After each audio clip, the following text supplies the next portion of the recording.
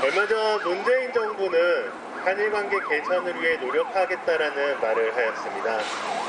일본의 위안부, 강제징용 등에 대한 사죄와 명확한 배상의 입장도 없는 상태에서 우리 정부가 먼저 나서서 한일 관계를 개선하기 위해 노력하겠다라는 말을 했다라는 것, 그리고 그것을 우리나라 국민들이 아닌 미국의 장관 앞에서 했다는 것은 참으로 굴욕적인 일입니다. 많은 국민들이 위안부 문제 해결과 강제징용 문제 해결, 사죄와 보상을 이야기하고 있는 상태에서 문재인 정부가 한일관계 개선을 위해 노력하겠다라고 이야기한 이유는 미국의 대중국 호위 압박 전략에 참여하기 위해서입니다.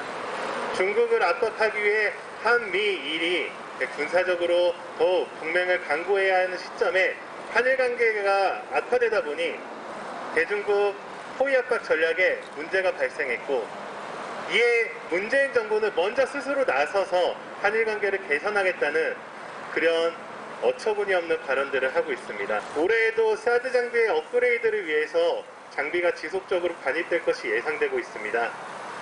우리는 늘 전쟁의 한가운데 있고 일촉즉발의 전쟁 위기에 내몰리고 있습니다. 이런 한미동맹의 협정으로 인해서 우리는 중국과의 갈등을 유발하고 있고 경제적 실익을 얻지 못하고 있습니다.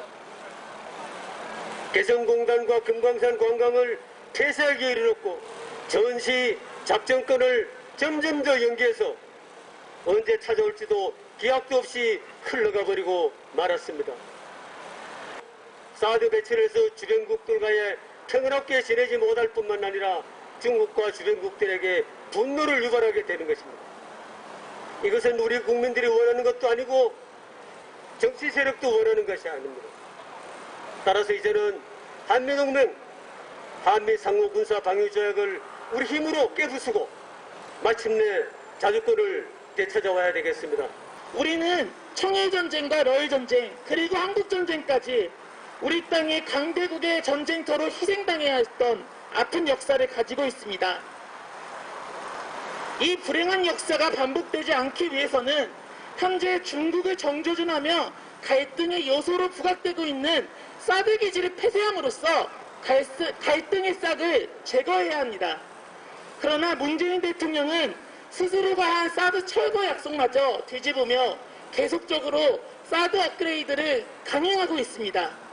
스스로가 입에 달고 다니던 나라다운 나라는 어디로 갔는지 한미동맹 추종이 운전대를 부여잡고 동북아 갈등과 대결로 내달리고 있는 형국입니다. 미국의 이익을 위해 대중국 봉쇄의 적임자를 자처한 문재인 정부는 더 이상 촛불정부도 아니고 평화정부라고 말할 자격도 없습니다.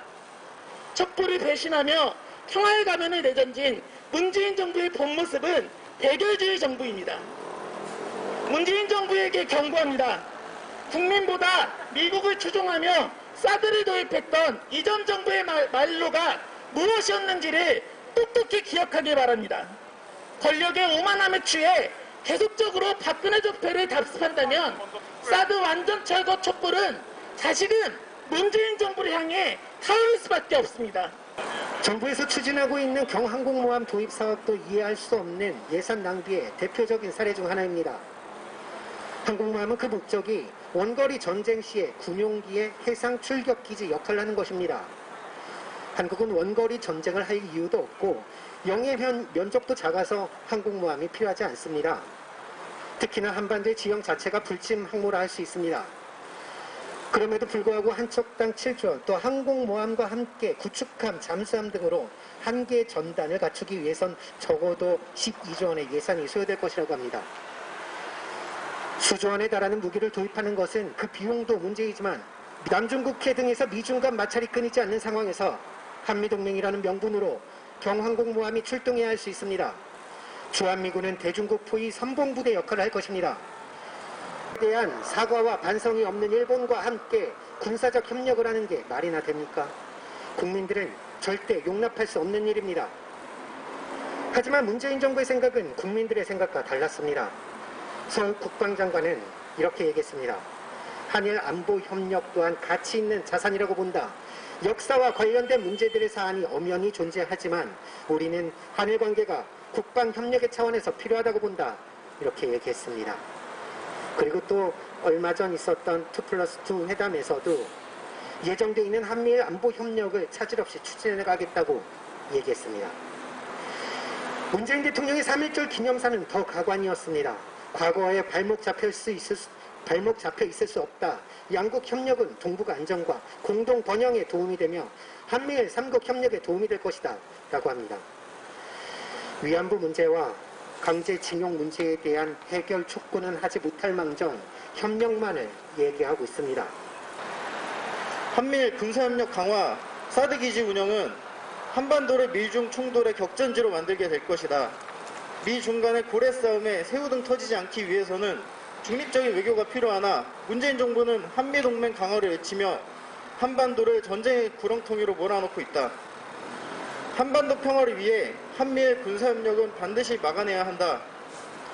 문재인 정부는 대중과 협박을 위한 한미일 군사협력 중단하라! 중단하라! 중단하라! 중단하라! 문재인 대통령은 서해 수호의 날에 북한이 대화에 나설 것을 촉구하면서 한국군이 가지게 될 최신형 전투기, 항공모함, 상륙기동 헬기를 열거했다. 북한 도고는 미사일 발사 시험을 중단하라고 하면서 한국군은 역대급으로 군비를 증강하고 있는데 어떻게 상호 신뢰가 이루어지고 평화가 정착이 되겠는가? 미국에 대해서는 한없이 비굴하게 굴며 주권을 헌납하고 동족을 향해서는 역대급으로 최첨단 무기들을 겨누는 문재인 정권에 대해 국민은 이제 좌절을 넘어 분노하고 있다. 문재인 정부는 얼마 남지도 않은 자기 세력의 권력 유지를 위해 민족의 평화와 주권을 미국에 갖다 바치지 말라. 촛불 민중은 한반도 평화를 지킬 것이다.